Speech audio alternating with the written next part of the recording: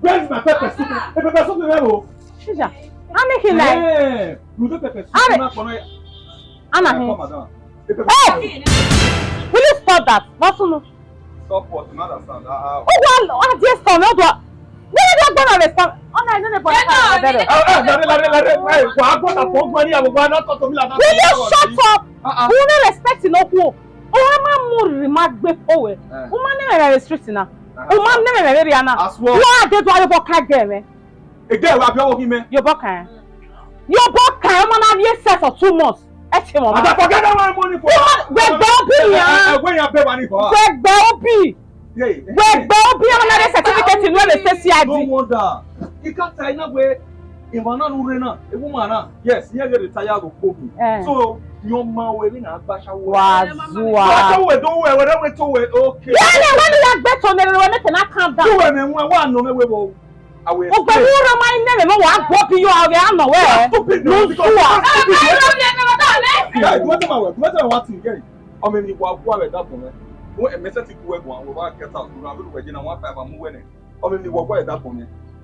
If you want to talk to me with respect. And one could only go with one. When not your respect. Why do you want to be you out with that way for me? When no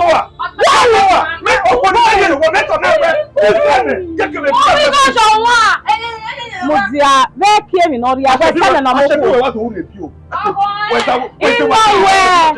What is sending a more? Where sending? Shut up! Look, come on, go piano, Lele. What did I tell you? Who got a no? What?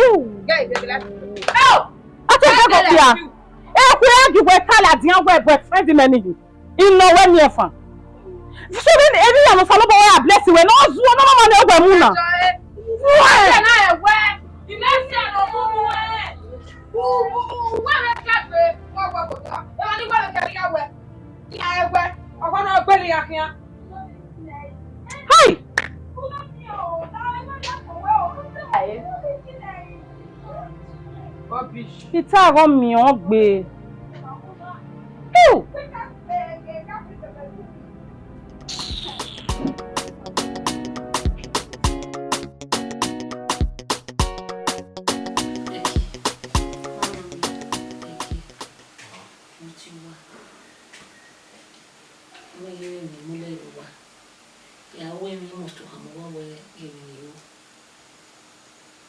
So, you know, when you meet you, one year, Yani ye ti wuni ye ko wa ye. When you me family arena. When you come one way, you really may have change. When you will you by her. No problem. I'm okay with it. Okay. That's okay. Ogbomwanyese. Ogbomwanyese. Fẹ́ mọ̀ tí mi àfi ọmọ kékeré náà ni wàá di dùn àgbé. And here ti wọ̀ nílé kó wà wáyé mọ́ mi lẹ́yìn. So now we wà hàn wá. No matter my rush is welcome. What's the man on here? So, check out. You're welcome. Congratulations.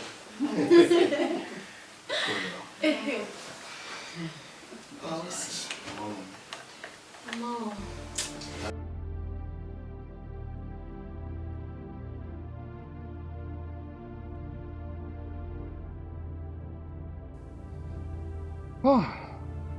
Abetiona. Abetiona, abetiona. Wuri mi fangile waya paso ni.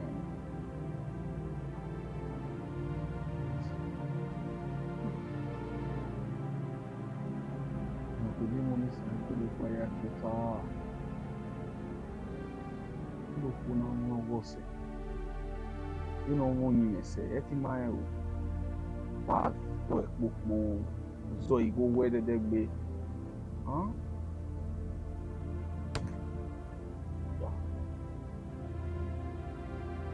One big woman ba mo iwa na re. We fe yi wa je na wa gun na. O ke ni oni e ti wa ri lo bi enu re o. Me gbi yo.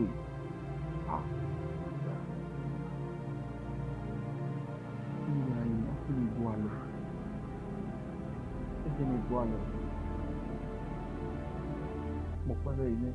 Ro ni agba omi de ki o gbe mi igo ko no ji mi fun. You're not going to give me book or give me a fan. If you know, I got one of the ideas in it, you will. I wouldn't know. It's up on your TV.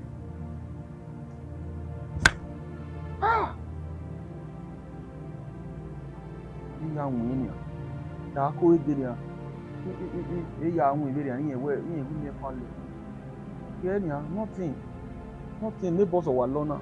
I'm your friend, Rona. That's the Rubarang.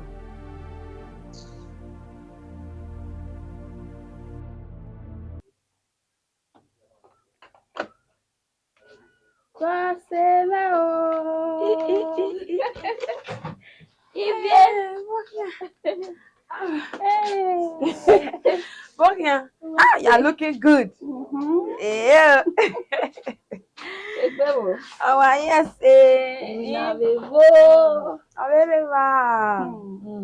What to do? You know when you don't so well now. What is it? Give me. Mommy no. I wear mommy when What in the good and mommy tie. for your mate. You never know. Yeah, go my cool. You know who one is. The fellow by Abba then and I had a 12. You ain't giving me and share what I enjoy. On your power. You are always dead, no problem, but we carry a day.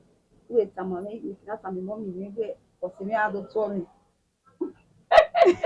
No problem. Go. Yeah. We must say. So, you go I think we want me. Really? I don't know. If I had put on a wrong, Wow. If I had put on, I need go there. Hey, I come on with better than you. Ariana, who will give you? That was it. Who will give one? That was it. Oh, Thank we God. not go. I really va. Oh, me. Ogbe. Mo ti wa de yoko wa vidian. Uda ene ya ahia tawo wa. Uda 20 kere wo wa ba. Ma na temi ege ya mo ya agbon we kinoji. Oya me ti wa di won na. Ina ya me ti we la diana iwe. Egbe wo mi. Egbe life we live na ima like Mokparu to mokparu hu. Mokparu me varu bara. Unye mi rokpa nuje. Ena wewe no jena. Okeke na miewe nugwale mi fiangawu. Nugwale mi awu. Uda ragbe me no. Agbonje. Umana gwale mi no awu. Isewe ai. Isewe aruda. Mokparu me mokparu gi. Yeti do lefi me yeti do je lefi me ya gbe boru dawe.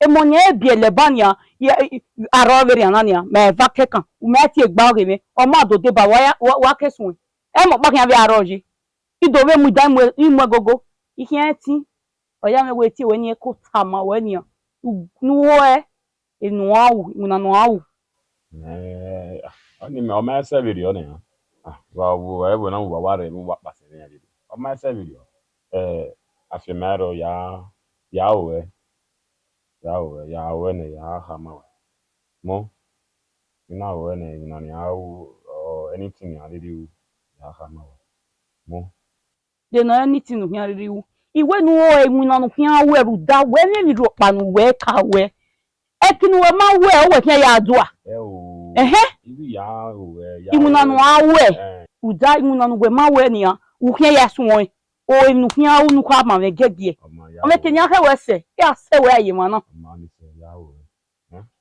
we Alpha. Tell me now what's up. Okay, what then? You know someone that she lost life. Both parents. And I'm please. I'm really married now. Therefore, he discussing love life in outside. So, Right?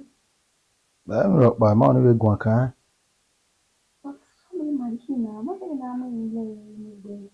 As one family. Why will you work here? Money go can.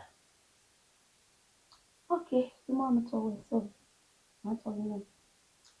I need the book. And then, though the book was little bit toxic, and what the part of the video. So then the eye and mommy now.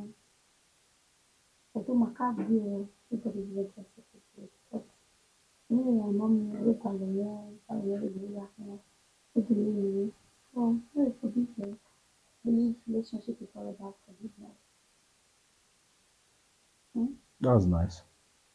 Thoughtful of you. Why you kakabo? So mom used me up. Therefore, all in water. They may get friend. What? So, no, when I walk out. Are you serious? I have so many plans ahead of me. I'm not going to for now. For real. Take me away for one and the other. Never go. Mama, I have ready. Where are you going to sing?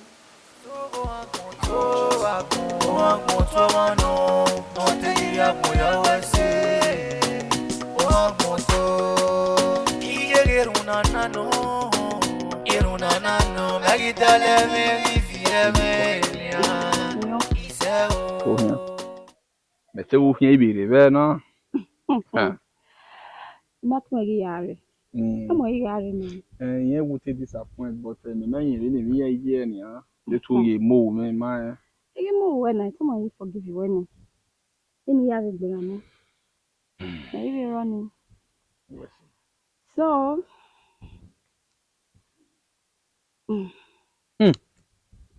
10,000 me Yeah. dem no ho when no We say we why you jedi as in medio my you as in a good happy when I opologbe. on my wese and if not see any na dey na or we Ima onu gari wa mi do agba lo mi. Ah, we are. E tu we mi ro pa. Ima onu mommy me do amo. You understand? Onu si ni onu are wa do are bana. Oyan we do we do are understand do je tu do are aso ime wa understand. Yeah, you understand. At least mama go na ye no. Mood still come. No bunu mo ya na o gari wa re. So far we dey low key. Ọmọ only me we are day near Colliway. We phone number now. Anything you need to call me.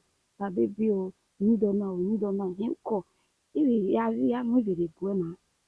You dey move. La o you dey move me. E no so me ya Colliway. Ya tan o ke ma na me gbe wa. Wa ma video. We see. I'm happy to see you. Okay, I do afia. Iga. Me ti we bin we dey na. Da do su me. Ga kalo look gale passage dollar. Gale dia su me. Na la wana le passage with dollar na. Okay. How about dinner? Oh, okay.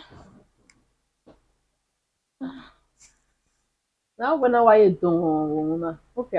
I'm okay. I'm okay. Mommy. It's stress emotion. Me tell we at we bonse. Okay. We come on here travel. Going for a business trip, maybe 2 weeks. Okay. So what are you going by? No. Just you. I give some important things in your know. Okay. Or true never. Or Bowadi. Mount wife Barowa. Okay. So when it's done, he will come and join you guys. So you're married. Okay. Come, mommy. Yeah. Oh. But what going? Oh, I'm moving. I'm here. That business in NEROW no. If you are, you might your way new. Would like a business. Yeah, I could work by your store. And you can stop by your at you. Anyway, yeah, better. Oh, what go?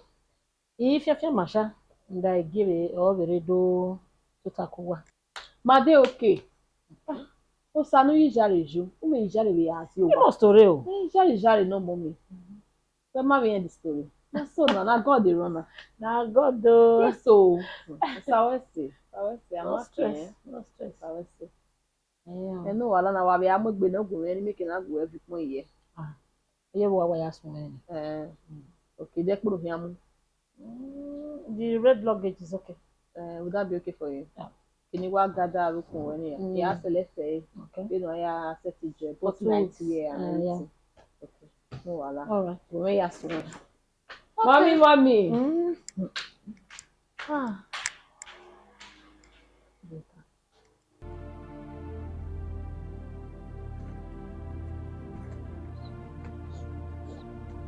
Ijo sani. Ogbe. Wa una. Iwa be te. Ina wo di ohun wa be aje. Oya wo wa ko mu e la di wo wa ban. Ade di an do asesi gagbe. Ija. Gbogbo we si gagbe we ban. Ni ma be asi e wo wa, If you respect you, if you la di an do asi e won. Ni me ma wa asi e wo wa. I respect you ni here, you la di an do asi e be ma ya asi e na e ko do ya do. Oni ma be ye say Oma. Ya wa bi. Oma iye were ne. Ino ya me gwalo we ade. E pa mu na ni mara agbon kandero. Wa ihian e. Me ma gele ta mu we. E wa bi hian yes, ni we ta ma bo se ne so. Na we yan na mi keke na pe or a boss. Ni an bu so e amu ni afia. You know keke na pay or a boss. Ebe o ke ya do ke from 10 to 3 years. I will not gberu me we me ma nu emi agberu me ma nu gbe ga wu. Ye be ni ki. E ba na wa me passenger o ma na asase wa so gbi na. Agberu we ye hi me. Ya be di ono iwu ni an say boss in order ni agba keke na pe ni afia the street. Awa me ma send ropa. Inwi na yo nu we inwi na na we bi na mo wo fie boss o keke. We never The man understand the way. When you are going to go, okay, but me handle a bomb, I have time or got bohemians or you are do a game one. You have any taken a page. I mean, or gap now. Or gap now, Monia complaining. Understand? The complain no. The complain can appear in Monia. Only me wagwalo. You know me get born with here yet bovio. Who a bomb ya when I bovio ha. Who that? Okay, can we na respect for my. We are having swan when I'm to be me. Okay, I'm gwaliking on our own. You don't mean it. Oh, you can't wait here. And make you your weapon. Yari or Bob way. Yes. Yes. Oh, to give money. Ya back me. Ya me. Ya hunako yo no what you know obey. Go a bad is ya or go on better. You go one and better way not have Yoko Wanano. What be? What are you gone? Here, your majo, me to be more sane. Here, arrest you. Who can awe akle very well wa gbe 3 months 4 months awe akle wa be plan we o wa yo we med ni pa se mi e me na igare gan ne ba na urulele ya be esunu my brother my sister esunu wa we na bu we ukyan we na beru doni no megi de lo ma gbe na ni egbe won na o yo ahere mi awa sun me to be won kyan ri we ahian ma very yo ya ri me joto le kere ne do ati ebo me e me joto le kere do ati ebo me be di ya wo era ni ya wo ma we se du ka very yo ani onu we ave joro we na gbon u da wo me pa o ware pele te no na we teto Mario o yi ma be et no hi kun mi me ka mo we kun ma o gbe pe wa ware e ba no jija we ma ya wa be la wa ba na do yo na pa do yo na pa ya do mi o we wo wa ni carry on na mama o awo bu mi ade we na ite susu ere de ne mi to a so see on I don't know what you wanna we ko gba bed na understand na jiji ta do ha o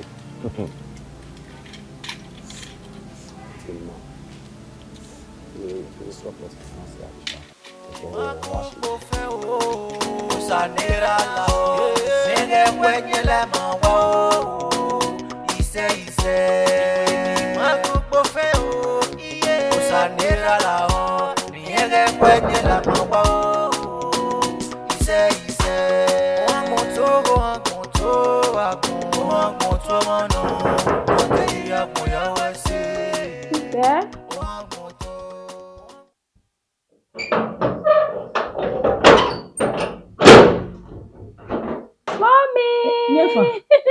Okay, mommy. Yeah, Okay, mommy. Yes, say. okay, go. Okay, mommy. Yeah. Eki, Rowa. Eki, mommy, right now. Home sweet home. Okay, mommy. Dear, here is here. Oh, yes, say. Okay. Mommy. Eki, my love. Very well. Mommy, father. Again. Okay, I hear. Oh, mama. Oh, is there any? Eki, Mama. Lawo. Atun ojo lo fun mo bola kin. La ba ya lenu. Mommy, you know what who was it? Mommy, mo tesa bena le anu. E wori. You know say na we na kile me. Mo wa hire dia. Mama, no wala. Mama ni mo po yo wa. Come mommy. Go fi a o. Oh, da. Home sweet home. Wow.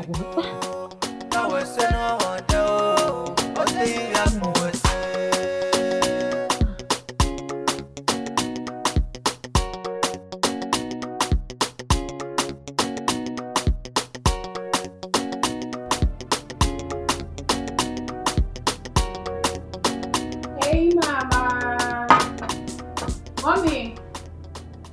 Mommy. Yeah. Your food is ready. Okay.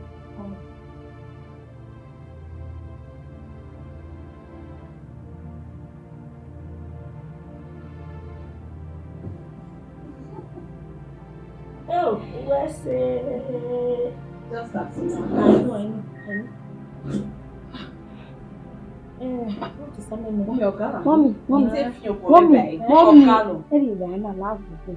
Eri rana. Why? What's on? Yeah. Eki die me ye rana.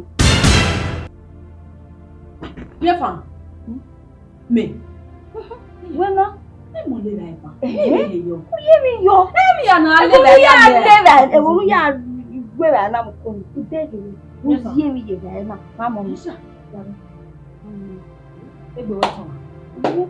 Wọ́n ní ta náà. Egbe ko me o. Ìwọ èmi ní ta. Mi efan. Mo èmi náà. Egbe ga kékeré. Egbe ma wo egbe ma ti akọ. Na o me eta. Imi eki bo zemi ye ra na. E ko me to mo ge poison no. Wọ́n ní ta náà. Ebe ni mele, me popo ele. Imi ewe bu zemi yo. Ya se yo yi. U zemi yo. O le gbe respect si na be ya le to do fa ni. U zemi ye ra na. Mommy en yo e. Yo la gogo iwe me we gbe mo ye ra na. Ma oge na. Mi fa mi awwe. U zemi ye ra na. U wa kele, u wa ba mo oge. Ko bi afa ke ba oge ba. E me wo pa ro pa. U zemi ye ra, mommy o zemi ye ra. E ni me na be. E mo le madam wa. Ija. U zemi ye ra na. Zemi yo. E dia be mi emi a. Okay. Sa o mu ti a. Ha. O ma be we o. Gbo na mi. Ba nous savons quand on a. Oye na. Wa ku gbe iyayi. Don we fe ba won ni mo. Uzo yo oma. Wa ku gbe wa ku so. Oye na. Ke no we na. Just say your mommy like me. Mi a Gloria. De ni ya ge me be. E mi na o me mi eta. Eye na. Omo dan oki. Omo dan oki. Wa ku me gun a. Mommy e gbe. Iwo me la pa na wa ma ki gbe ko me. Eki. O mo gun. Owi me e wo kun ye sagere ne so me na fo ni me na ri ra ye ke adogo e kire ba ina bro e ku be so me dey trust me a ya wo kan le be ka me le dey no pe we ro e ku no fie ko ga ba fun bro e ku gbe de bi fa le na sun e we ro e ni a ne fa le me fo wo so ro e nu ri e ah be mi ami o why be ya ro yi re ya ku gbe ni a ma be ru ya le ro ku gbe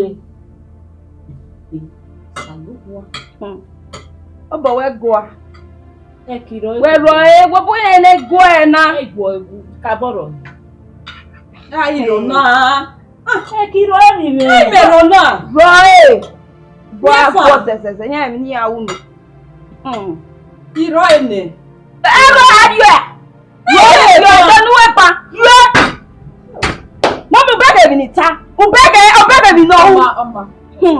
Oma. Ha. Salo kwa ya. Yes, seven. Aye na. Idio ene. Anu yare a. Wo enu yare o. Mi na kire ma we. We Me ko meje. Ma ba ra o. Idio ene o. Yo. Yefa. Mommy, iye mi ni ta. Iye mi ni ta. Imi e wo se mi ye e ba e na. Ma se mi ro pajo. Oma, ala gbe pan.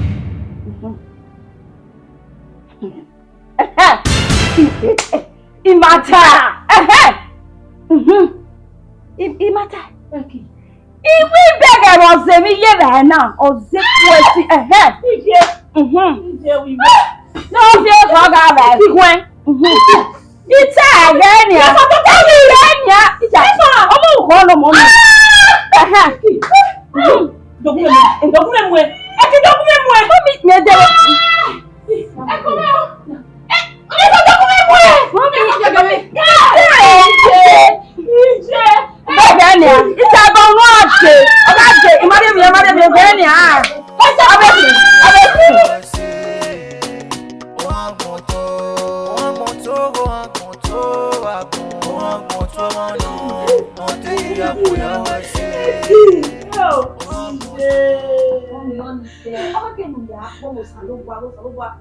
Ọdún sọ fẹ́ yọ ẹgbẹ́ ọdún sọ fẹ́ yọ ẹgbẹ́ kíni títí wọ́n ti lè dání ni kíni ṣe náà yà wọ̀ tí a rí wa pẹ̀lú ṣọ́gbọ̀n ọbẹ̀ sì mú ẹkí sẹ̀wọ̀ wá máa wọ́n máa mú ẹgbẹ́ ọmọ ìwẹ̀ bí ẹ Òkú ẹ̀yẹ gbọ́mọ ẹ̀yà kọ̀kẹ́. bẹ́ẹ̀ Kó tó rẹ̀ á.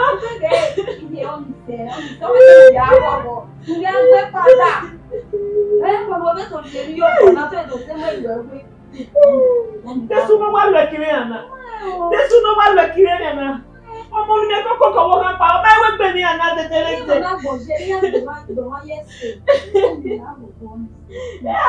Iye o.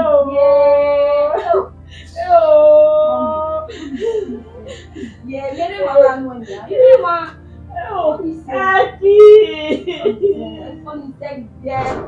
That's the family. Again. Again.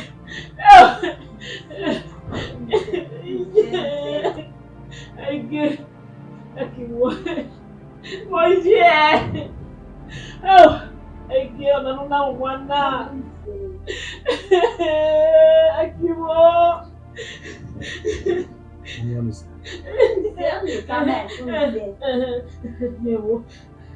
I'm coming down. I'm coming down now. You will.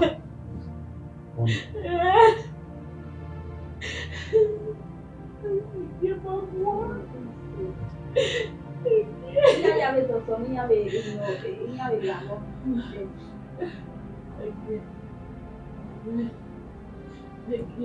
You need to be strong.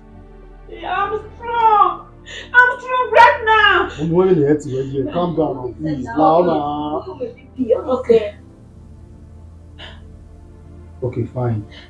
Here is example where man proposed was disposed. The doctors stay here, but we lost them.